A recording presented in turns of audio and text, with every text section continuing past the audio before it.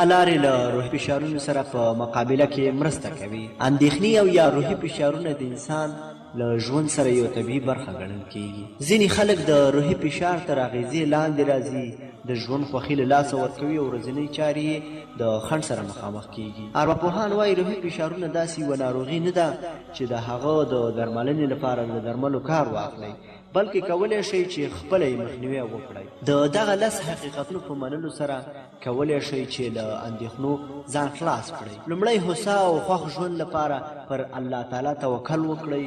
د ژوند ټولې چارې مو هغه ته وسپارئ.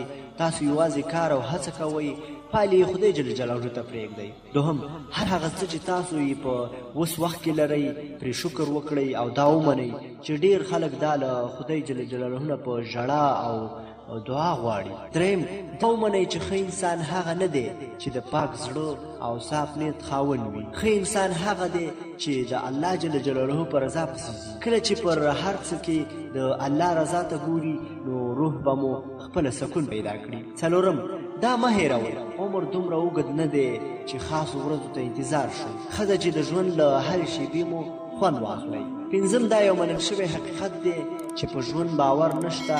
هیڅ دوست او ملګری مو مه خفه کوئ او له ځانه یې مه بېلوئ. شپږم، د ژوند یوه شېبه مو د بلې په څېر نه ده. اوس وخت له تېر وخت سره توپیر لري. اوس تر پخوا ښکلی دی، په دې شرط چې د اوس په اړه مو تصویر ښه. اووم، ستاسو زړه ډېر دندې لري، خو اصلي دنده یې مینه، محبت او عاطفه ده. له اندېښنو نه د خلاصون لپاره په کار ده چې له یو بل سره مینه وکړئ. د نورو خوښۍ د ځان خوښۍ وګڼئ. اتم، له مور، پلار، مېرمنې، خاوند، وروڼو، خویندو، خپلوانو او دوستانو سره مو وخاندئ. هغوی ته مینه ورکړئ او احترام یې وکړئ. حتی له هغوی مو په قدر هم نه پوهېږي. حتی که هغوی مو په قدر هم نه پوهېږي. ښایي یو ورځ مو تر څنګ نه وي. نهم، زړه مو تل په ټول وجود کې یوه پاکه او ظریفه ټوټه ده. نهم، زړه مو په ټول وجود کې یوه پاکه او ظریفه ټوټه ده. په ګناهونو یې مه توروئ. لسم، دنیا تل تر تله نه ده. عقایدو ته احترام ولرئ او د زړه دروازې مو